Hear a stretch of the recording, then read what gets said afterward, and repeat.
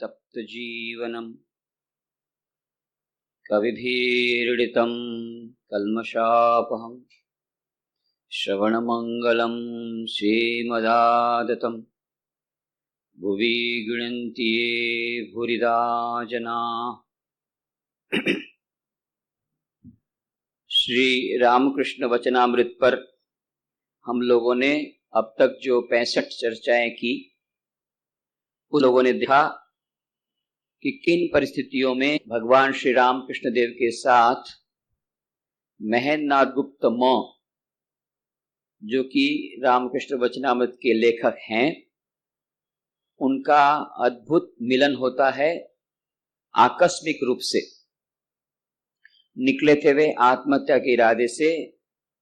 जीवन में बहुत दुख था, कष्ट था, परंतु श्री रामकृष्ण देव के पास पहुंचकर अद्भुत शांति मिलती है, नया जीवन मिलता है और वे श्री रामकृष्ण के पास आना जाना प्रारंभ करते हैं।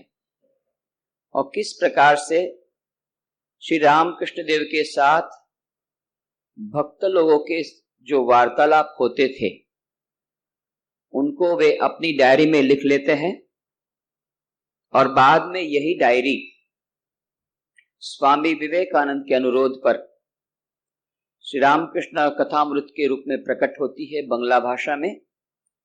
फिर उसका अनुवाद सूर्यकांत त्रिपाठी निराला जी करते हैं हिंदी में श्री रामकृष्ण वचनामृत के रूप में, गुजराती में रामकृष्ण कथामृत के रूप में, और फिर मराठी, तमिल, तेलुगु, मलयालम, कन्नड़, उड़िया विभिन्न भाषाओं में उसके अनुवाद होते हैं। अंग्रेजी में उसका अनुवाद होता है the Gospel of Shri Ramakrishna, और फिर विभिन्न भाषाओं में Japanese, French, Spanish, Dutch, Greek, Russian, Spanish, इस प्रकार से विभिन्न भाषाओं में इसके अनुवाद होते हैं। और किस प्रकार से इसकी लाखों प्रतियां बिक गई और प्रकाशन जगत में इसने तहलका मचा दिया, और किस प्रकार से आज लाखों लोगों के मन में शांति का, अमृत का वर्षण यह रामकृष्ण वचनामृत पुस्तक के रूप में करता है। इन सब की विस्तृत चर्चा हमने की थी। और श्री रामकृष्ण वचनामृत के 27वें प्रथम भाग के 27वें परिच्छेद की चर्चा हम कर रहे थे, जहां श्री रामकृष्ण देव अपने कमरे में बैठे हुए हैं। दक्षिणेश्वर का वह काली मंदिर, उस काली मंदिर के पास गंगा तट, उस गंगा तट के किनारे श्री रामकृष्ण देव का कोने में वह छोटा सा कमरा, और उस कमरे में 2 खाट रखी हुई हैं, एक बड़ी खाट और एक छोटी खाट। छोटी खाट पर श्री रामकृष्ण देव बैठकर भक्तों से वार्तालाप कर रहे हैं। भक्त लोग नीचे फर्श पर बैठे हुए हैं। और 29 मार्च 1883 को बृहस्पतिवार का दिन है। दोपहर को भोजन करके भगवान श्री रामकृष्ण थोड़ी देर के लिए विश्राम कर रहे हैं। दक्षिणेश्वरी काली मंदिर का वही पहले का कमरा है। सामने पश्चिम की ओर गंगा बह रही है। दिन के 2 बजे का समय है।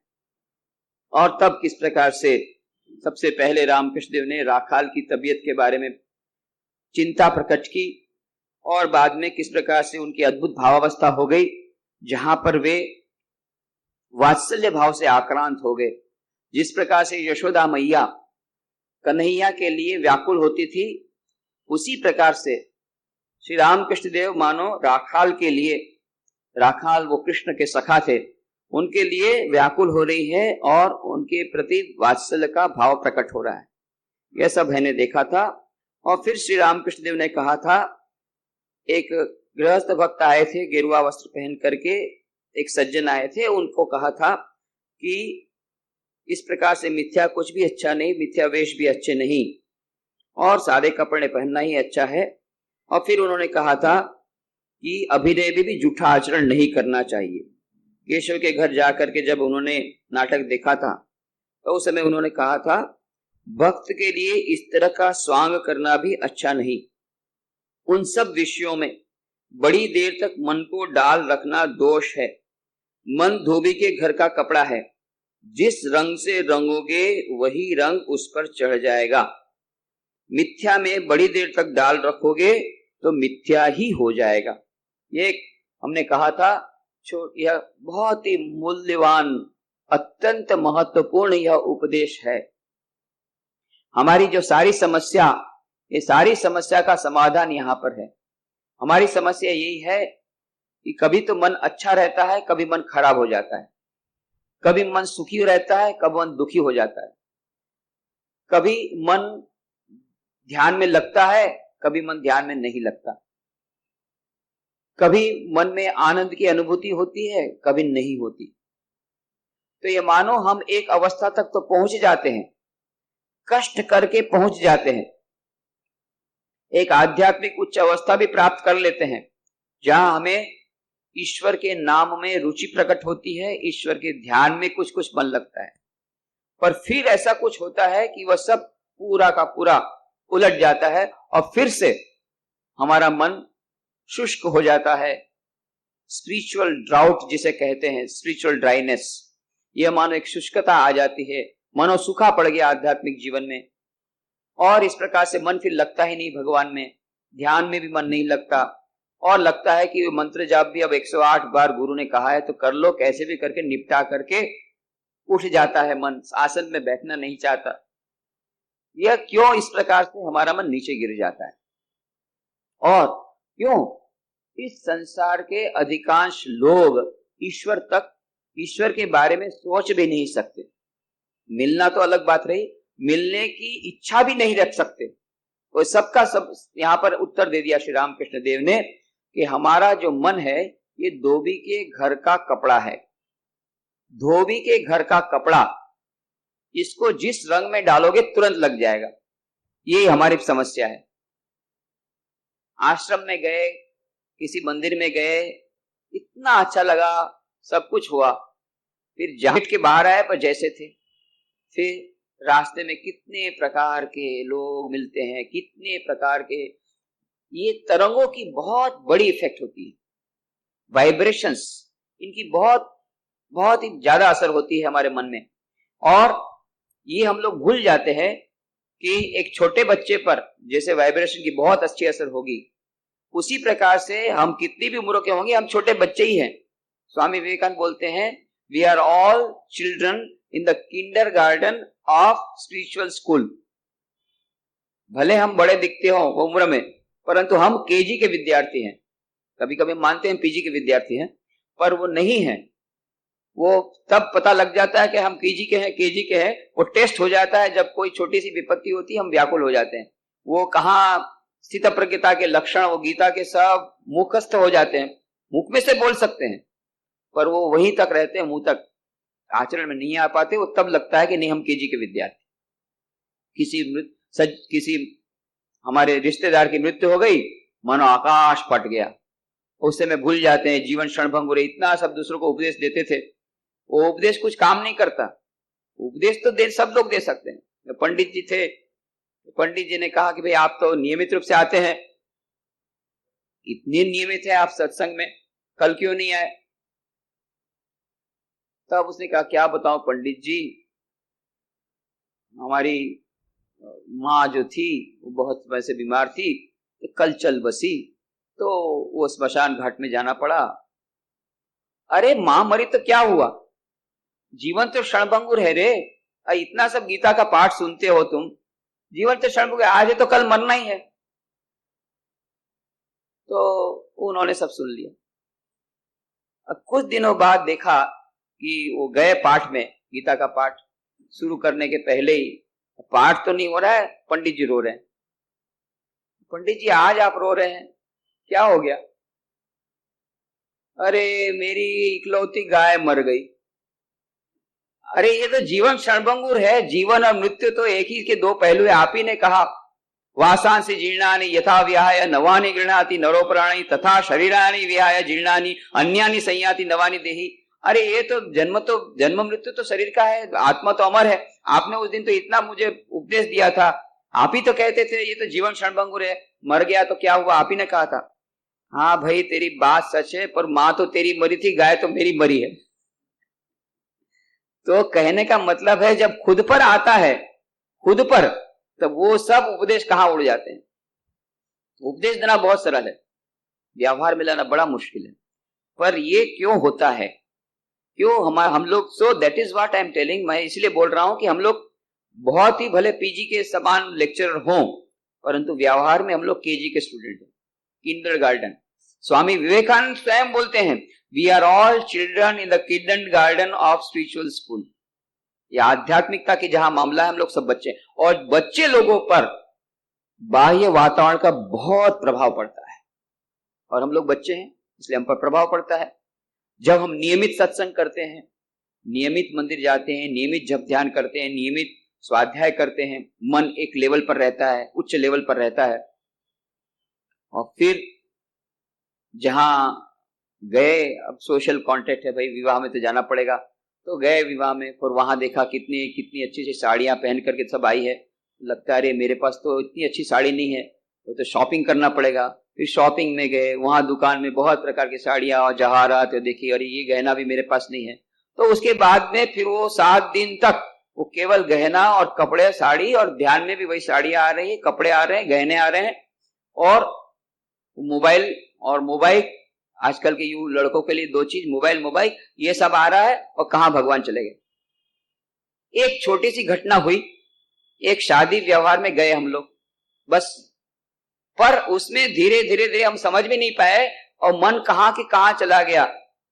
उसके बाद में फिर तो मन अच्छा लगता ही नहीं, कहीं जाने की इच्छा नहीं होती है। अब नियमित सत्संग में जाते तो मन कहता है अरे क्या वहां जाके करोगे यार, उससे अच्छा शॉपिंग कर लो, 4 दुकान ज्यादा करोगे, सस्ते में मिल जाएगा, तो चलो भाई शॉपिंग कर लो। तो वो मन ही समझा देगा। उस समय मन ही पलट गया, करोगे क्या, क्यों, मन है धोबी के घर का कपड़ा, ये श्री रामकृष्ण कहते, जैसे रंग में डालोगे वैसे ही रंग लग जाएगा। शादी ब्याह में जाओगे तो शादी ब्याह की और जवाहरात की और कपड़ों की बातें मन में आएगी, जैसा रंगोगे उसी प्रकार का हो जाएगा, जैसा रंगोगे उसी प्रकार का हो जाएगा। तो इसलिए ये श्री रामकृष्ण की बहुत ही महत्वपूर्ण बात है, ये धोबी के घर का कपड़ा है, जिस रंग में रंगोगे उसी रंग में लग जाएगा। इसलिए हमें सावधान रहना चाहिए, जबरदस्ती अपने मन को इस प्रकार के वातावरण में लाना चाहिए।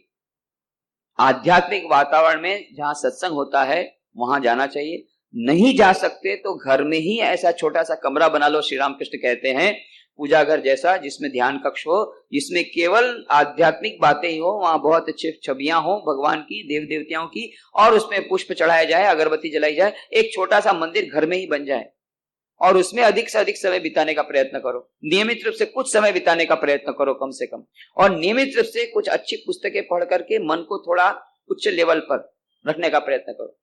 और स्वामी यतीश्वरानंद जी कहते थे, जो बाद में रामकृष्ण मठ मिशन के उपाध्यक्ष बने, पहले बैंगलोर में थे, विदेश में भी थे, उनकी पुस्तक बहुत अच्छी है, मेडिटेशन एंड स्पिरिचुअल लाइफ, ध्यान और आध्यात्मिक जीवन। उसमें बहुत सुंदर कहते हैं कि यदि हम आध्यात्मिक साधना न भी कर पाए, अधिक जप ध्यान प्रार्थना, तो कम से कम एक चीज हमें करना चाहिए, at least the mind should be made to dwell on an intellectual plane and not below that. तो कम से कम मन को बौद्ध पर रखा जाए, भौतिक लेवल पर ना आ पाए।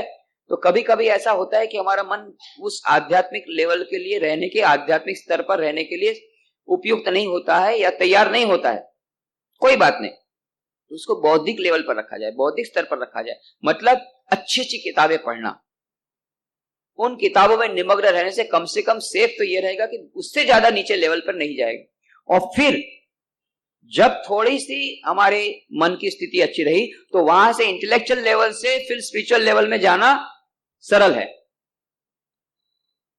हमारे इस प्रकार 5 कोश हैं। तो सबसे पहला है अन्नमय कोश, फिर है प्राणमय कोश, फिर मनोमय कोश, फिर विज्ञानमय कोश, फिर आनंदमय कोश, उसके भीतर में आत्मा। तो जब अधिकांश समय हम क्या करते हैं, या तो हम अन्नमय कोश में रहते हैं, खाने पीने की चिंता, अच्छा कौन सा फूड खाएंगे, कहाँ रेस्टोरेंट में जाएंगे, ये चिंता जल्दी आती है। ये अन्नमय कोश में ही हमारा मन रहता है कि कहां पर कौन सा फूड अच्छा मिलेगा, कहां पर कौन सा कपड़ा अच्छा मिलेगा, अन्न कपड़ा, ये सब भौतिक लेवल है, ये अन्नमय कोश में हमारा मन लगा हुआ है। अधिक से अधिक हुआ था प्राणमय कोश।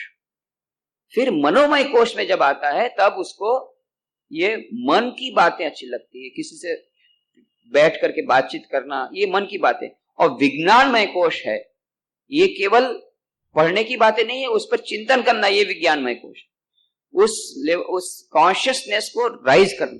तो मनमय कोश और विज्ञानमय कोश में यदि मन रहा तो वहां से फिर आनंदमय कोश जाना सरल है, पर एकदम से अन्नमय कोश से एक छलांग लगा करके उस आनंदमय कोश में जाना कठिन है।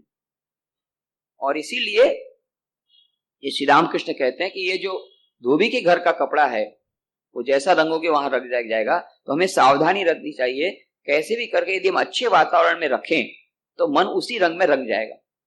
ये हम लोग का खुद का भी अनुभव है।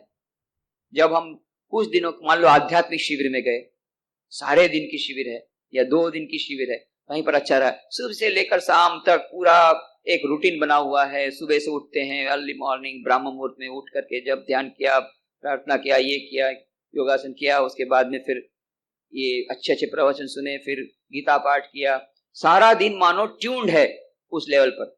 कहाँ भूल जाते हैं सगे संबंधियों, घर को, घर की चिंताएं कुछ आती नहीं, कुछ सताती नहीं चिंता, एकदम अलग जगत में चले गए।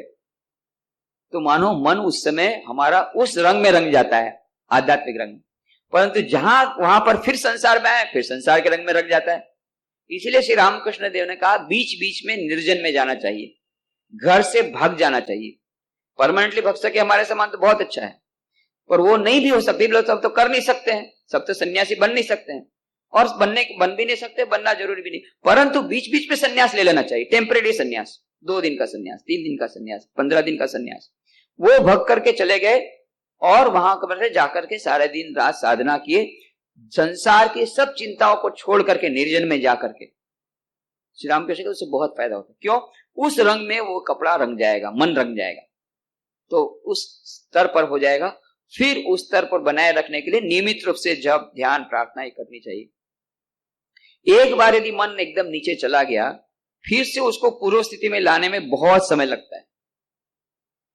आप खुद भी, ये हम लोग जितने आध्यात्मिक साधक हैं उनकी अनुभूति है कि मान लो आप नियमित रूप से सुबह शाम जब ध्यान करते हैं आधा घंटा, एक दिन किसी कारण से या तो शरीर अस्वस्थ है या किसी मैरिज सेरेमनी में जाना रहा, क्रिमेशन में जाना रहा है, जो कुछ भी हो, कोई अगर इंपॉर्टेंट काम हुआ तो का काम आ गया, इसलिए आप जप ध्यान के लिए उस दिन बैठ नहीं पाए।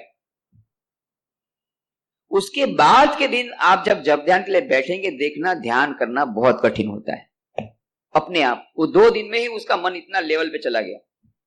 और यदि 2 दिन एब्सेंट हो गए और भी कठिन।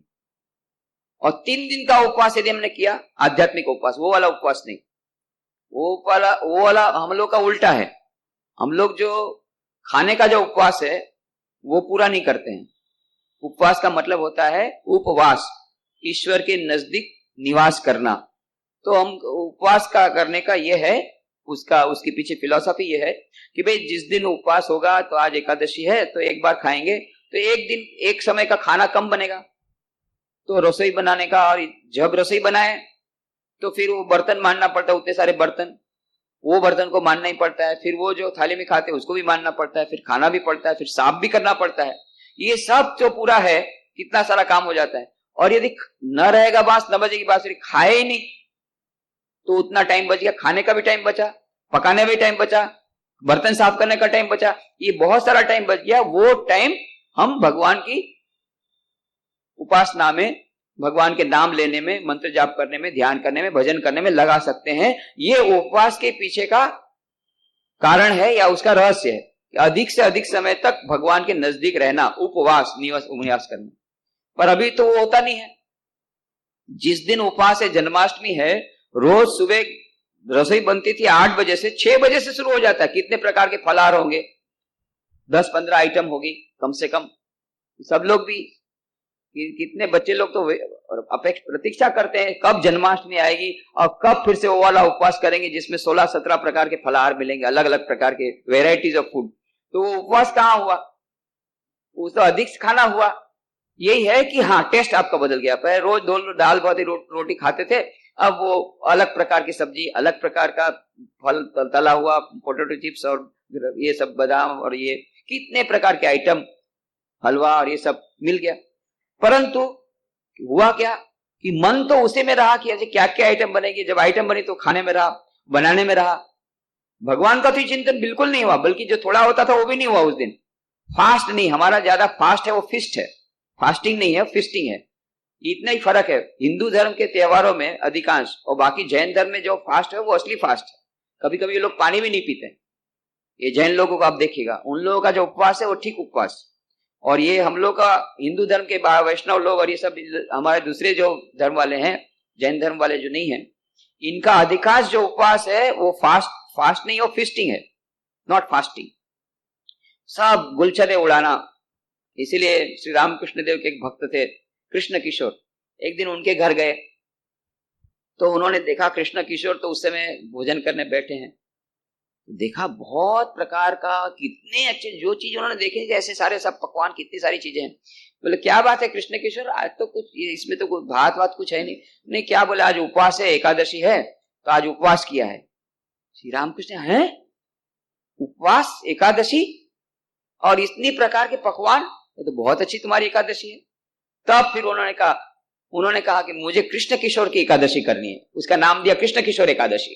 इसलिए हमारे रामकृष्ण मठ मिशन परंपरा है कि भाई एकादशी करना हो, एकादशी का व्रत रखना हो तो कृष्ण किशोर एकादशी का व्रत रखो। कृष्ण किशोर एकादशी माने जितने आइटम संभव है, ये सब अलग अलग प्रकार के वेराइटीज ऑफ फूड। ये बोले रामकृष्ण बोले मेरे को कृष्ण किशोर एकादशी करनी, उनको इच्छा हुई। फिर एक दिन वो कृष्ण किशोर के जैसा कहते उस प्रकार का सब आइटम, उसके बाद उनका पेट खराब, बोले नहीं अब कृष्ण किशोर एकादशी कभी नहीं करूंगा। तो हो गया, उनकी इच्छा पूरी हो गई एक बार कृष्ण किशोर एकादशी करने की। पर हमारी अधिकांश एकादशी कृष्ण किशोर एकादशी होती। तो ये उपवास जो होता है वो उपवास तो होता ही नहीं है, निवास तो होता नहीं, इस प्रकार से खाना। तो जब हम लोग इस प्रकार का उपवास करते हैं जहां भौतिक खाना वर्जित है, वहां हम क्या करते हैं, अधिक से अधिक खाते हैं। वहां पर हम पानी भी लेते हैं, चाय भी लेते हैं, दूसरी भी चीजें लेते हैं, फल भी खाते हैं। फलाहार के नाम से बहुत सारी चीजें सब फलाहार में गिन लेते, बोले ये भी तो एक प्रकार का फल है, आलू भी तो एक प्रकार का फल ही है तो आलू तो खा ही सकते हैं। तो उसके बाद में फिर वो मूंगफली, वो भी तो एक प्रकार का फल है, वो सभी को फल समझ के फलाहार कर लेते हैं। और बाकी फल तो फल है ही है, तो ये सब फल। और फिर ये जो सूखा मेवा ये भी तो फल ही है, फल ही से बना है, तो ये सभी फल है। तो फलाहार कर रहे हैं।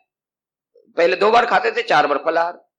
और पहले 4 आइटम रहती थी, अभी एकादशी तो एकादश आइटम, 11 आइटम, वो एकादशी होगी। उपवास करते हैं तो हम देखते हैं कि भाई हमारे पास ये फलाहार की सब आइटम रहे, ये हम देखते हैं।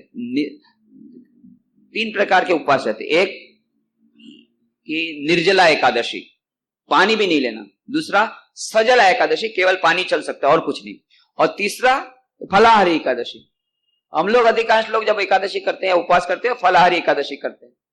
उपवास कोई भी करते, फलाहारी अन्न, वो जो उपवास में हम लोग बहुत ध्यान रखते हैं कि हमारा ये सब फलाहार ठीक रहे। दूसरा भी उपवास है, वो है आध्यात्मिक उपवास। आध्यात्मिक उपवास को जहां बोलते हैं कि जहां हम आध्यात्मिकता से विरत हो गए। जैसे उपवास में क्या किया हमने, अन्न छोड़ दिया। इसमें आध्यात्मिक उपवास ऐसा होता है कि जहां भगवान को ही छोड़ दिए। श्री राम गांधी जी कहते थे, प्रार्थना मेरे मन का खुराक है, मेरी मन की खुराक है। तो ये जो प्रार्थना मन की खुराक है, ये जो प्रार्थना मन की खुराक है, ध्यान मन की खुराक है, सत्संग मन की खुराक है, अच्छी किताब पढ़ना मन की खुराक है। इस खुराक को हम लोग नहीं लेते, 1 दिन नहीं लेते, 2 दिन नहीं लेते, कभी कभी ऐसा भी होता है कि 1 महीने तक नहीं लेते। जब भौतिक उपवास की बात आती है, हम लोग निर्जला नहीं करते, सजला भी नहीं करते, फलाहारी करते हैं। और जब आध्यात्मिक उपवास होता है तो हम निर्जला करते हैं, एकदम पूर्ण त्याग, संपूर्ण रूप से भगवान का त्याग, संपूर्ण रूप से ईश्वर का त्याग। इसीलिए श्री राम के स्वामी ब्रह्मानंद जी महाराज, ये रामकृष्ण देव के मानस पुत्र गिने जाते थे। राजा महाराज, राखाल महाराज उनका नाम। लास्ट पिछले वक्त हम लोगों ने उसकी चर्चा की थी। तो ये राखाल महाराज के पास एक भक्त आए। तो भक्त जब आए तो स्वामी ब्रह्मानंद जी महाराज को उन्होंने प्रणाम किया। तो स्वामी ब्रह्मानंद जी ने उनको सामने से प्रणाम किया। ये तो सकपका गए, इतनी बड़े सन्यासी स्वामी ब्रह्मानंद जी, ये उनको सामने से प्रणाम कर रहे हैं। महाराज जी क्या कर रहे हैं, आप मुझे प्रणाम कर रहे हैं? क्यों, तुमने प्रणाम किया तो मैंने भी प्रणाम किया। अरे स्वामी जी, अरे आप महाराज जी आप समझते नहीं है, क्या अनर्थ हो जाएगा। बोले क्यों, आपने हमको क्यों प्रणाम किया? अरे आपको प्रणाम नहीं करेंगे तो किसको करेंगे? आप इतने महान त्यागी हैं, इतना त्याग किया है, इतने महान त्यागी को हम प्रणाम नहीं करते किसको करेंगे?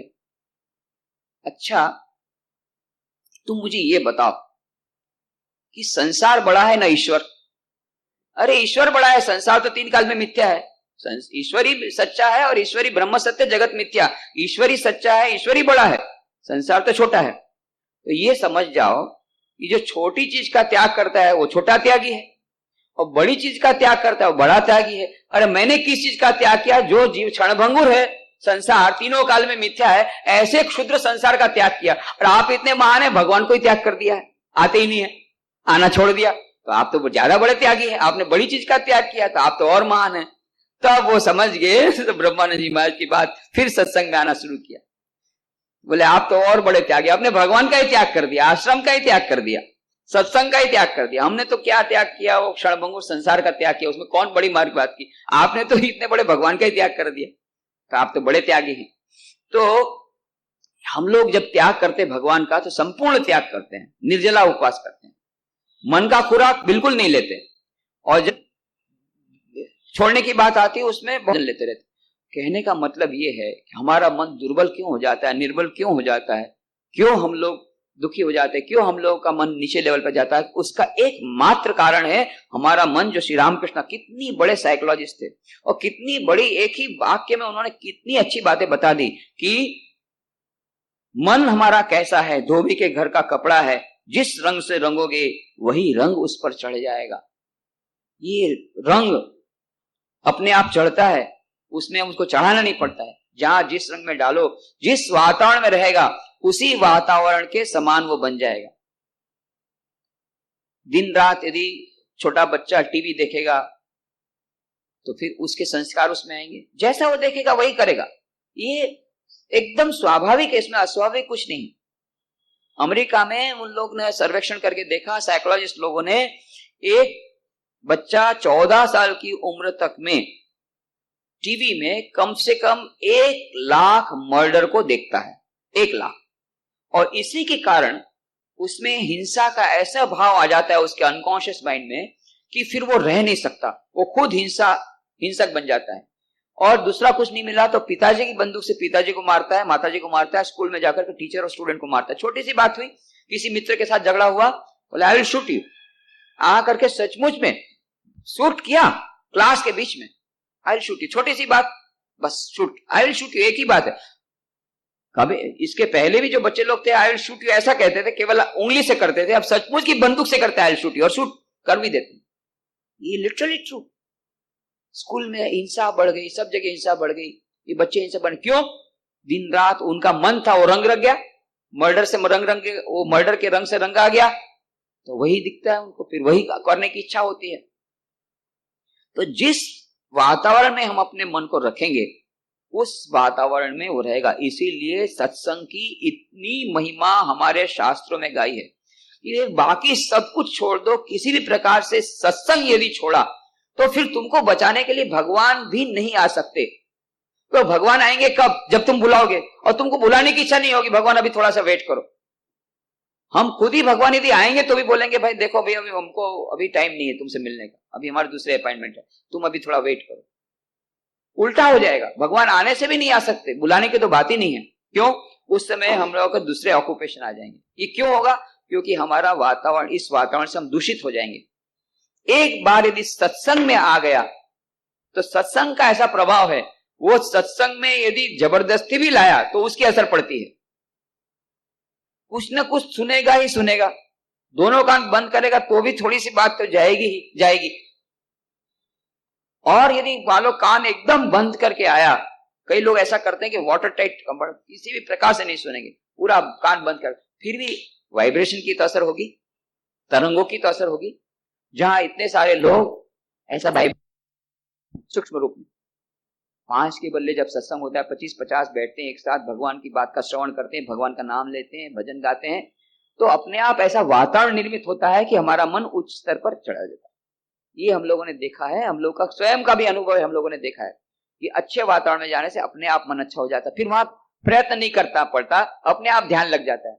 और दूसरी जगह जाने पर प्रयत्न करने पे भी मन नहीं लगता। हाँ, हमारा आदर्श तो यही है, स्वामी विवेकानंद कहते हैं कि हम ट्रैफिक में फंसे हों, बहुत बड़े बिजीएस्ट स्ट्रीट में जा रहे हों, busiest street of the city, अधिक से अधिक व्यस्त रास्ते पर से जा रहे हो, चारों ओर गाड़ियां हॉर्न बजा रही है जोर से, उसके भीतर भी तुम्हारे मन में इतनी शांति है। और हिमालय की गुफा में बैठे हुए भी मन कितने प्रकार से लोगों का कल्याण की भावनाएं बह रही है, कितना उद्यमशील है मन। ये है आदर्श योगी। इस वातावरण में, शांत वातावरण में प्रवृत्ति में है, और प्रवृत्ति में वातावरण में निवृत्ति में उसका मन है। ये तो बहुत उच्चतम स्थिति है, इसके समय लगता है। हम लोग कैसे हैं, हम लोग बहुत जल्दी प्रभावित हो जाते हैं, फिर एक स्थिति ऐसी जब आएगी हम प्रभावित नहीं होंगे। स्वामी शारदानंद जी रामकृष्ण देव के शिष्य थे। स्वामी ये रामकृष्ण लीला प्रसंग पुस्तक है उन्होंने लिखी, ये रामकृष्ण देव का जीवन लिखा, रामकृष्ण लीला प्रसंग, अद्भुत वो पुस्तक। तो ये रहते थे उद्बोधन भवन में। उद्बोधन भवन आज भी जाकर के देखिए क्या हालत है, उस समय तो कैसी हालत रही होगी। एकदम इतनी भीड़ रहती है, छोटा सा मकान और छोटी सी गली में से जाना है, और सामने ही अभी भी झोपड़पट्टी बहुत है, इतने सारे स्लम्स हैं, अभी भी स्लम वर्कर्स, दिन रात हो हल्ला होता रहता है। वो आदमी लोग पिटाई करते हैं, ये करते हैं, झगड़ा करते हैं, शोर बचोर इतना शोर मचाते हैं। और उस समय माँ शारदा देवी रहती थी ऊपर में, और नीचे में स्वामी शारदा ने छोटी सी वो छोटा सा कमरा जिसमें बैठ करके, और उस समय रामकृष्ण मिशन के जनरल सेक्रेटरी वहीं बैठ करके डिक्टेशन कराते थे, वहीं बैठ करके सारे डिसीजन होते थे रामकृष्ण मिशन के, कितना सारा एडमिनिस्ट्रेशन का काम होता था। और छोटी सी वो डेस्क के नीचे बैठ करके अपना उस समय एडमिनिस्ट्रेशन का काम करते करते रामकृष्ण लीला प्रसंग पुस्तक लिखते थे। और ऊपर माँ शारदा देवी रहती है, और उधर तो माँ शारदा देवी का पूरा जो परिवार, महाभारत मचा रहता था हमेशा, ऐसा लगे मानो महाभारत, 2 दिन रात महाभारत लगा हुआ है। माँ शारदा देवी उसके भी एकदम निर्लिप्त भाव से बैठी है, पर बाकी 2 भतीजियां नलिनी और माकू, नलिनी दीदी और माकू, ये दोनों हमेशा झगड़ते रहती थी, कुछ न कुछ बहाना लेकर के, दिन रात उनका काम है झगड़ना। ये दोनों हाफ मेट थी, 50% पागल थी। और राधु, ये राधु थी पगली मामी, मतलब सूरबाला। माँ शारदा देवी के भाई थे अभय, वो अभय युवावस्था में मर गए, तो उनकी पत्नी सूरबाला ये पागल हो गई, इसलिए उसका नाम पगली मामी। और क्योंकि माँ शारदा देवी को सभी लोग माँ मानते थे, तो माँ के भाई को मामा मानते थे। अभी भी हम लोग मानते हैं, वहां पर माँ शारदा के वहां पर जाइए जयराम बाटी में, अभी भी आपको बोलेंगे ये काली मामा का मकान है, ये वरदा मामा का मकान है। काली मामा ने माँ शारदा के भाई थे काली, उनका मकान, ये मामा के नाम से प्रख्यात हो गए। तो अभय मामा जो थे, उसकी पत्नी थी सुरबाला, वो पागल हो गई उस शौक के कारण, तो उसका नाम, उसको बोलते थे पगली मामी कह के पुकारते सब, पगली मामी। तो पगली मामी, उसकी एक बच्ची थी राधु, वो भी पगली। तो पगली मामी तो 100% पागल थी, पूरी 100% ही पागल थी, पूरी की पूरी पागल। राधु 75% पागल, 75%, और ये नलिनी और माकू 50% पागल, इतनी सारी पागल। और इधर एक गोलाब माँ, ये 25% पागल। ये पागल नहीं थी पर चिल्लाती थी तो पागल के समान जोर से चिल्लाती थी, सबको डांटती रहती थी, उनका काम ही है डांटना। और किसी को भी कोई भी समस्या हुई और यदि नहीं मानता है बोलना, तो तुरंत वो गोलाब माँ को बुलाया तो एकदम वो मिलिट्री जनरल के समान आकर के सब ठीक कर देती। ये इतना जोर से चिल्लाती थी कि उसके बाद फिर किसी की ताकत नहीं उसके सामने बोल सकती। ये चिल्लाने वाली ये गोलाब माँ 25% पागल। ये पागलों का पूरा परिवार लेकर के माँ शारदा देवी ऊपर रहती है, और इतना आवाज होता है, इतना हो हल्ला हो रहा है। इधर बाहर में गलियों में स्लम्स में पति शराब पी करके पत्नी को पीट रहा है, ऐसे सार कितने सारे कोई चिल्ला रहे हैं, वहां हमाल है, कोई रिक्शा वाला है, बाहर में इतना हल्ला, ऊपर में इतना हल्ला, चारों ओर इतना हल्ला। वो छोटी सी कमरे में बैठ करके शारदानंद जी महाराज इतना अद्भुत महान ग्रंथ रामकृष्ण लीला प्रसंग लिख रहे हैं।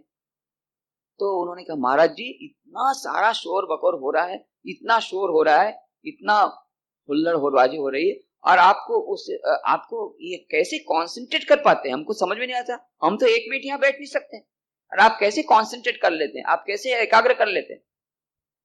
तो उन्होंने बहुत सरल भाव से कहा, देखो भाई,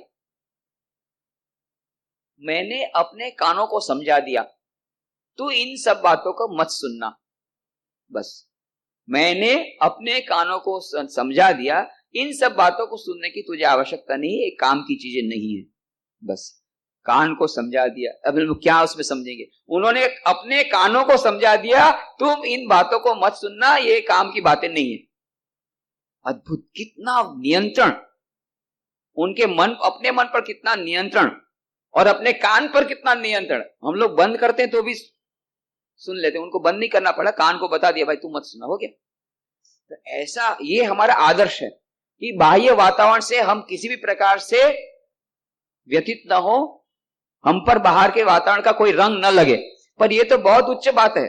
अभी हम लोग जिस अवस्था में हैं, चिल्ड्रन ऑफ किंडरगार्टन स्कूल, हम लोग किंडरगार्टन के बच्चे हैं, इसलिए हमें ध्यान रखना पड़ेगा उस किस रंग में रंगाते हैं। शादी ब्याह में जाओगे उस रंग से रंगा दोगे, फिर उसी यही सब बातें, पूरी वही बातें दिन रात आपको लगेगी, वहां जो बातें हुई लगेगी, अरे वो उसने क्या पहना था, इसने क्या पहना था, वो कहां से आई थी, और यहाँ वो कौन आया था, और ये क्या हुआ था, अच्छा ये तो उस वही बातें निकलेगी, और आपस में बातें होगी तो वही बातें होगी, वही अन्नमय कोश की या प्राणमय कोश की। और क्या आइटम बनाया था भाई, ऐसा डिनर तो कहीं नहीं देखा भाई। इसके पहले भी हम लोग कितनी जगह विवाह में गए थे, बहुत अच्छा बहुत अच्छा, और क्या सजाया था मंडप को। यही सब बातें होगी तो मन उसी में रहेगा, उस रंग से रंगा जाएगा। जिस रंग में जाओगे उस रंग से रंगा जाएगा, जहां जाओगे वैसा हो जाता। ये स्वाभाविक है।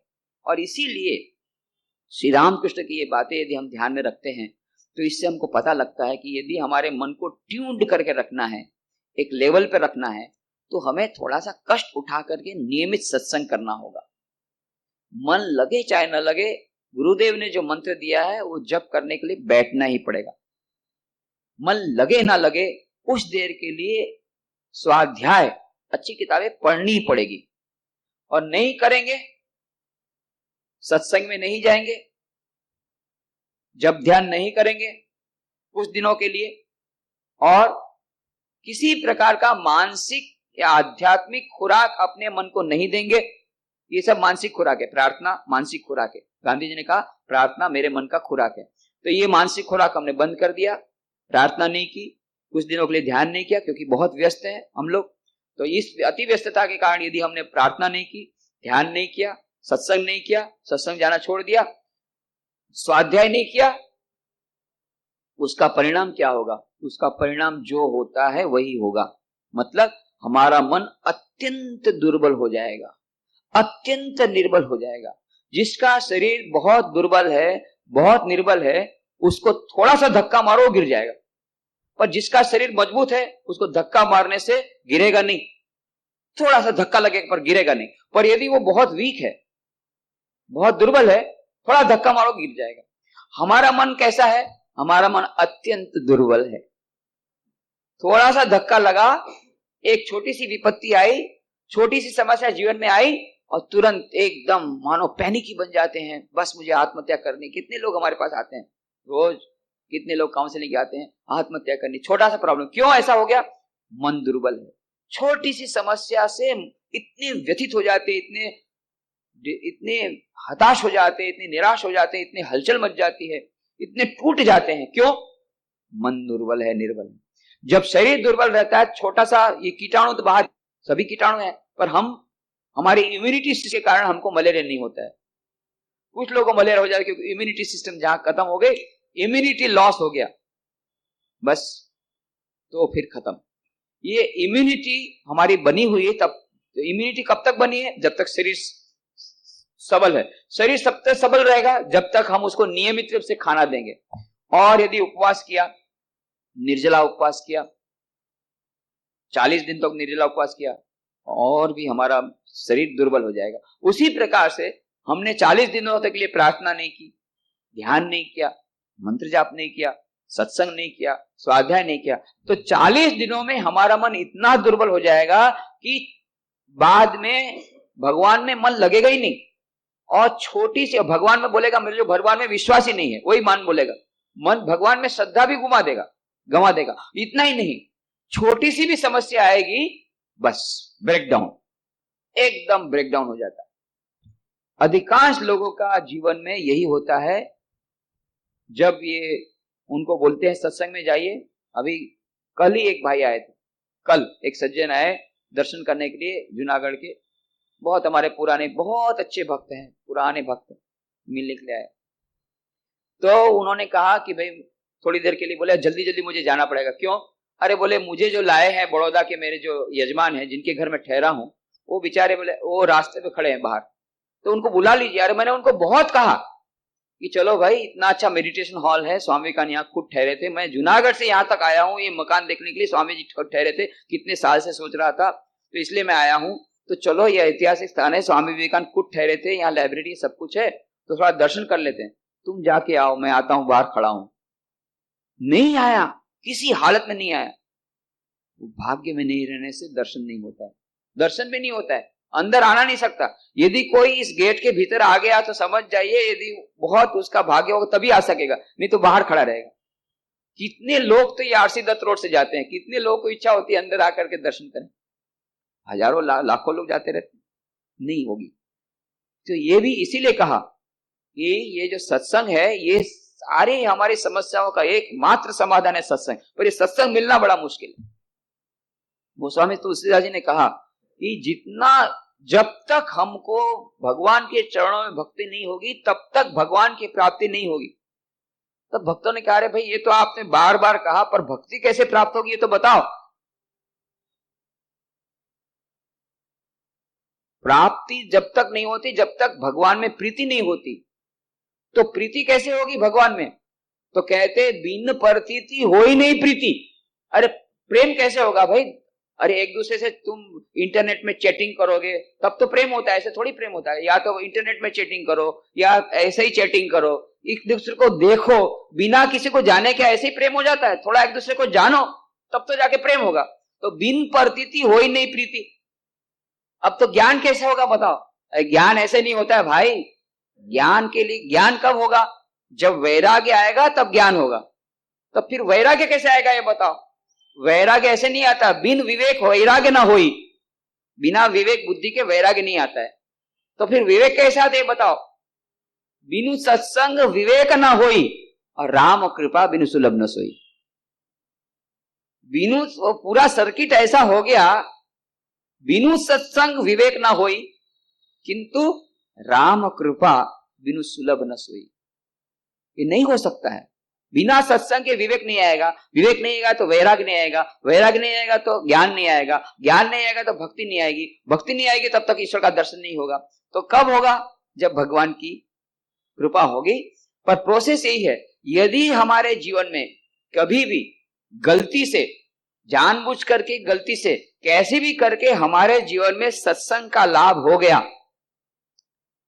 जाने अनजाने कैसे भी करके एक बार यदि सत्संग का लाभ हमें मिल गया तो समझ जाना भगवान की कृपा हो गई, फर्स्ट स्टेप आ गया।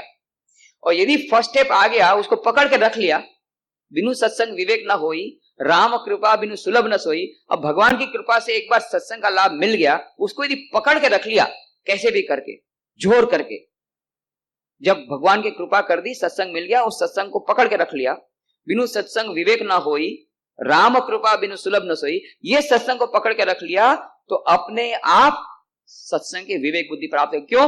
तब हमें पता लगेगा क्या सच्चा है, क्या झूठा, क्या परमानेंट है, क्या टेम्पररी, क्या हमारे साथ जाएगा, क्या नहीं जाएगा। ये कुछ नहीं जाएगा। लेट बेस्ट पॉसिबल मॉडल की कार ली है, बेस्ट पॉसिबल हमने मकान बनाया, best possible jewellery, best possible dress, ये सब कुछ अच्छा कितना भी अकाउंट, फिक्स डिपॉजिट, कुछ भी साथ में नहीं जाएगा। केवल एक ही वस्तु। ये सब कब रहेगा? जब सत्संग करेंगे तब पता लगेगा सत्य क्या है, मिथ्या क्या है, परमानेंट क्या है, टेम्परेरी क्या है। ये सब कुछ सुख देने वाले हैं परंतु स्थायी नहीं है, अस्थायी सुख है। आज है कल नहीं है, कब तक देगा कुछ पता नहीं है। जितने सुख हमारे दैनिक जीवन में ये टिकने वाले नहीं है। शोभावा, ये आज है कल नहीं है।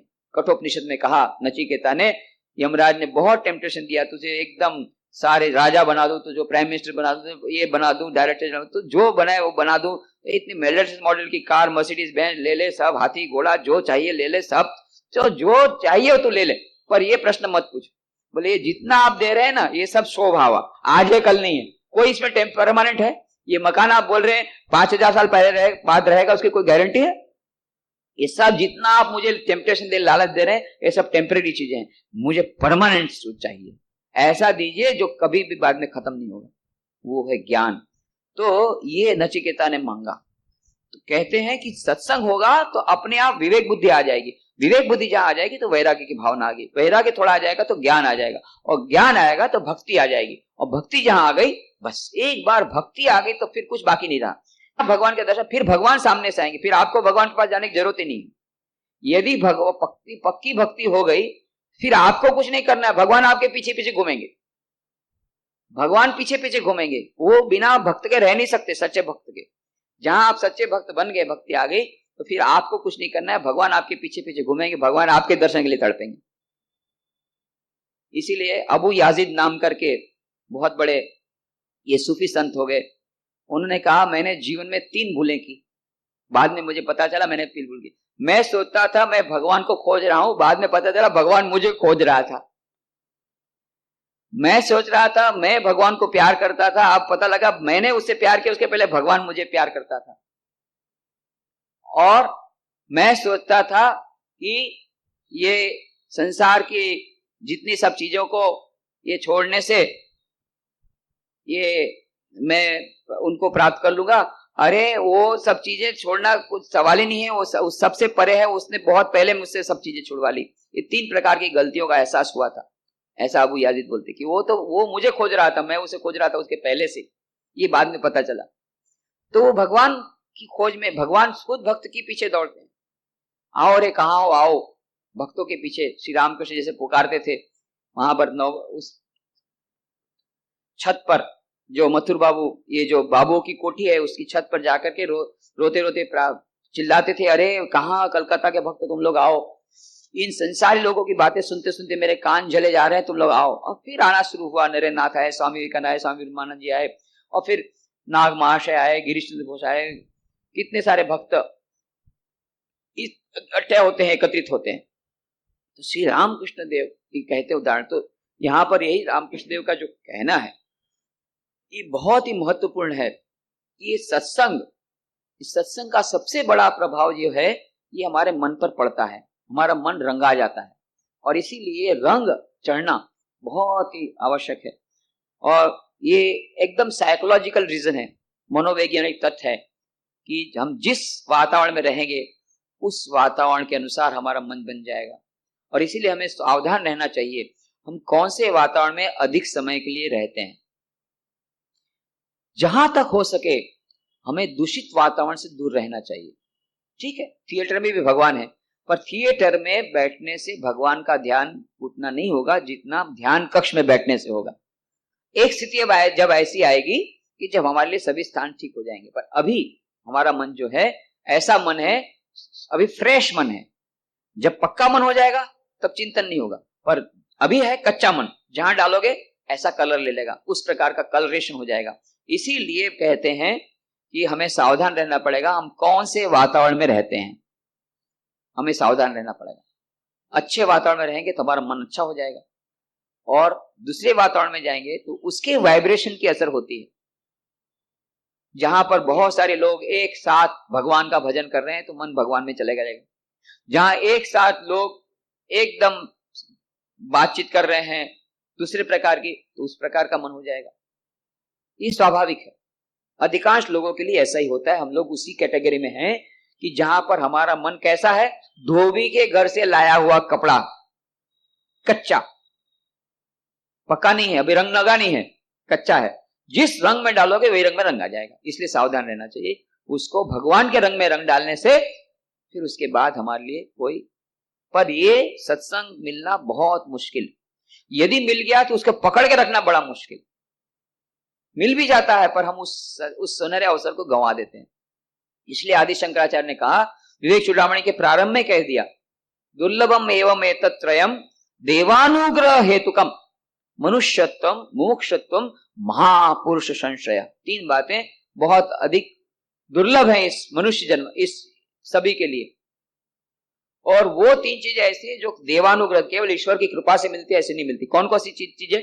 मनुष्यत्वम, मनुष्य जन्म, मुमुक्षुत्वम, मुक्ति प्राप्त करने की इच्छा, दुखों से निवृत्त हो जाने की इच्छा और बंधन से मुक्त होने की इच्छा, और तीसरा महापुरुष संशय, सत्संग, महापुरुषों का संग, गुरु की शरण या सत्संग।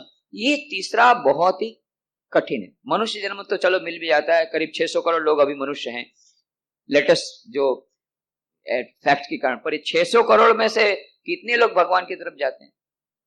बहुत ही कम। मनुष्य जन्म मिल गया, मुमुक्षा की इच्छा 0.001% में भी नहीं। गीता में उसी समय कह दिया, आज से 5000 साल पहले, मनुष्याणाम सहस्रेषु कश्चित यतति सिद्धये यततामपि सिद्धानाम कश्चिन माम वेत्ति तत्वतः। सहस्रेषु, हजारों हजारों मनुष्य में मात्र एकाध मनुष्य को ही मुक्ति प्राप्ति की इच्छा होती है। ये जितने लोग मंदिर में आते हैं, मस्जिद में जाते हैं, गिरजाघर में जाते हैं, या जितने लोग इस प्रकार से धार्मिक स्थानों में जाते हैं या अंबाजी के मंदिर में जाते हैं, अभी जाएंगे वहां पर पावागढ़ में, ये सब कोई मुक्ति की इच्छा से नहीं जाते हैं। ये सब की एक एक मानता है कि हमारे हस्बैंड का ट्रांसफर करा दो, हम इतना ये करेंगे, इतना नारियल चढ़ाएंगे, तो हमारा लड़की का विवाह करा दो। बहुत प्रकार की हमारे लिस्ट रहती है, लिस्ट के पूरा करने के लिए हम लोग ये सब जाते हैं। कोई मुक्ति की प्राप्ति की इच्छा किसी को नहीं है। माँ शारदा देवी जब गई जगन्नाथपुरी के मंदिर में दर्शन करने के लिए, लाखों लोगों देख करके वो जो रथ यात्रा, अरे माँ को इतना आनंद हुआ, इतने लोग, क्योंकि ये देखा था रथ का दर्शन जिसको होता है उसकी मुक्ति हो जाती है, ऐसा मानते हैं। माँ को इतना आनंद हुआ, लाखों लोग मुक्त हो जाएंगे, बहुत आनंदित हुई। फिर बाद में उनको पता लगा नहीं नहीं, इसमें एकाध को ही मुक्ति मिलेगी, केवल रथ के दर्शन से नहीं होता है। रथ का दर्शन वो दर्शन नहीं है, वो भक्ति वाला दर्शन यदि हो कि नहीं मुझे ये जगन्नाथपुरी महाप्रभु का दर्शन मुझे चाहिए, तो लोग महाप्रभु का दर्शन करने नहीं जाते, तो रथ यात्रा का दर्शन करने जाते हैं, रथ यात्रा का प्रसाद लेने जाते हैं और अपनी अपनी कामना पूर्ण करने जाते हैं। कोई मुक्ति की इच्छा से महाप्रभु के पास नहीं जाता। और यदि महाप्रभु बोल भी देवे आज जितने लोग आएंगे वो सबको मैं गारंटी के साथ मुक्त करने वाला हूं, तो कोई नहीं आएगा, एक आध दो ही आएगा। अरे भाई मुक्त हो गए तो हमारा वाइफ का क्या होगा, भाई पत्नी का क्या होगा? अभी तो हमको तो अभी मुक्ति की बिल्कुल इच्छा नहीं है, अभी थोड़ा पोस्टपोन करो उसको, हमको भी बिल्कुल मुक्ति की इच्छा नहीं। तो ये मोक्षत्व ये जितने लोग धर्म के पीछे जाते हैं उसमें मोक्ष तो किसी को नहीं है, इतना याद रख लेना। तो हजारों, ये 600 करोड़ में से कितने लोग ऐसे हैं जो विश्वास, धर्म में विश्वास करते हैं? तो 25%। उसमें जो विश्वास करते हैं उसमें से कितने लोग हैं जो मंदिर मस्जिद गिरजाघर में जाते हैं? वो बहुत कम। उसमें से भी जितने लोग जाते हैं, अधिकांश लोग जो जाते हैं भगवान को प्राप्त करने के लिए नहीं जाते, भगवान से प्राप्त करने के लिए जाते हैं। भगवान को पाने के लिए नहीं, भगवान से पाने के लिए जाते हैं। उसमें से भगवान को पाने के जाने वाले कितने? बहुत ही कम। और ऐसे हजारों में से एकाध को मुक्ति होती है। अब समझिए परसेंटेज। मनुष्यत्वम, मुमुक्षुत्वम, मुमुक्षुत्व तो मिलना बहुत मुश्किल है। मनुष्य जन्म तो मिल गया, 600 करोड़ में से हम एक हैं, पर ये 600 करोड़ में से एक होने से प्रॉब्लम नहीं सॉल्व होगा। मुमुक्षुत्व भी चाहिए, मुक्ति प्राप्ति की इच्छा, नहीं हमें इस सभी बंधनों से मुक्ति होनी चाहिए। अभी तो हमको मालूम ही नहीं कि हम बंधन में, हमको लगता है हम तो बड़े आनंद में हैं। हमको किसी ने बांध के रखा है, संसार के भव बंधन के खंडन हमको करना चाहिए। प्रतिदिन हम लोग प्रार्थना करते हैं, खंडना भव बंधन जग वंदन वंदितो है, हे भगवान हमारे भवबंधन को खंडन करो। पर भवबंधन का खंडन ये हमको मालूम ही नहीं कि हम भवबंधन के खंडन में, हम भवबंधन हमको लगा हुआ है, मालूम नहीं है किसी, हमको ये प्रतिदिन नहीं है कि हम लोग बंधन में हैं, तो खंडन कैसे होगा? खंडन तो तब होगा जब हमारा भव बंधन हमें पता लगेगा। तो मुमुक्षुत्व की इच्छा जब तक नहीं होगी तो मुक्ति मिलेगी कैसे? इसीलिए आदि शंकराचार्य ने कहा मनुष्यत्वम, मुमुक्षुत्वम, महापुरुष संशय। तीन चीजें रेयर है, पहली दो मिल भी गई तो तीसरा मिलना और भी कठिन। और जिसको तीनों चीजें मिल गई है, उसके बाद में भी यदि उसको प्राप्ति न हो ईश्वर की या मुक्ति की, या उसके लिए वो प्रयत्नशील न हो, उसके लिए परिश्रम न करे, तो फिर उसके समान दुर्भाग्य किसका है? इतना मिलने के बाद फिर लास्ट मिनट में जो मिलने का था उस समय चला गया। हमको अधिकांश लोगों को तीनों मिला है, अब आगे बढ़ना है, बस केवल आगे बढ़ना। करोड़ों करोड़ में से एकाध को ही ऐसा सुख, ऐसा चांस मिलता है, अवसर मिलता है कि जब तीनों चीजें हैं, हम लोग को तीनों चीजें मिली हुई हैं, हम लोग उन रेयर लोगों में से हैं, उन अल्पसंख्यक लोगों में से हैं इस विश्व में जिन लोगों को इन तीन चीजों की प्राप्ति हुई है भगवान की दया से। ये तीनों चीज हमें प्राप्त हो गई। अब काम हमारा है कितना हम आगे बढ़ सकते हैं। पर ये याद रखना पड़ेगा, we are children in the kindergarten of school. अभी आध्यात्मिक स्कूल में हम लोग मात्र केजी के बच्चे हैं, और इसीलिए हमें ये सावधान रहना पड़ेगा कि हमारा मन किस रंग में रंगाता है। और इसीलिए धोबी के घर का हमारा कपड़ा है, नया कपड़ा है, याद रखना है, ये पुराना कपड़ा नहीं है। जिस रंग में रंगेंगे उसमें रंग जाएगा। इसलिए हमें सावधान रहना चाहिए। सत्संग की बहुत बड़ी महिमा का गान ये श्री रामकृष्ण देव ने कई बार किया, पर यहाँ पर श्री रामकृष्ण देव ने अत्यंत महत्वपूर्ण वाक्य कहा है। ये वाक्य हम लोग यदि इसको रख लें और इसको यदि अपने इसीलिए अपने जीवन में इसको प्रतिफलित करने का प्रयत्न करें, नियमित सत्संग करें, उससे सारा का सारा हमारे जीवन बदल जाएगा, हमारी दिनचर्या बदल जाएगी, हमारे मन बदल जाए, हमारा मन बदल जाएगा, हमारे मन की विचार सरणी बदल जाएगी, सब कुछ बदल जाएगा, क्रांति आ जाएगी केवल सत्संग के द्वारा। क्यों? धोबी के घर का जो मन है, धोबी से आया हुआ कपड़े के समान है, उसको यदि हम सत्संग में रखेंगे तो इस रंग से रंगा जाएगा, वाइब्रेशन में आएगा, उस तरंगों की असर होगी, मन उन्नत हो जाएगा। और जब उन्नत हो जाएगा तो वातावरण में तो सभी प्रकार की तरंगे हैं, उच्च तरंगे हैं, आध्यात्मिक जीवन की कितनी अच्छी अच्छी तरंगे हैं, पर वो तरंगों को कैच करने का हमारे पास साधन नहीं है। हमारे पास यदि एंटेना ना हो, बाहर तो इतनी सारी चैनल है, एंटेना नहीं हो तो आप कैसे टीवी देखेंगे? हमारा एंटेना अभी खराब हो गया है। एंटेना ठीक होने से देखेंगे इतनी सारी चैनल से सारे कितने कितने महापुरुषों के इतने इतने अच्छे विचार सारे वायुमंडल में घूम रहे हैं, ये सब हमको मिलेंगे। अद्भुत जीवन में क्रांति आ जाएगी। They are waiting to pounce upon us. ये सब हमारे पर ब्लेसिंग देने के लिए, आशीर्वाद देने के लिए तैयार है, बैठे हैं, पर एंटेना हमको ठीक करना पड़ेगा। बहुत सारे कार्यक्रम है कई चैनल्स में, पर एंटेना ठीक नहीं करेंगे एक भी कार्यक्रम नहीं दिखेगा। तो हमारे मन का एंटेना ठीक करें सत्संग के द्वारा, तो हमें बहुत प्रकार की वाइब्रेशन मिलेंगे, अच्छी अच्छी तरंगे मिलेगी और हमारा जीवन परिवर्तित हो जाएगा। तो आज हम यहाँ पर समाप्त करें वचनामृत की व्याख्या। ओम शांति शांति शांति। हरि ओम तत्सत्।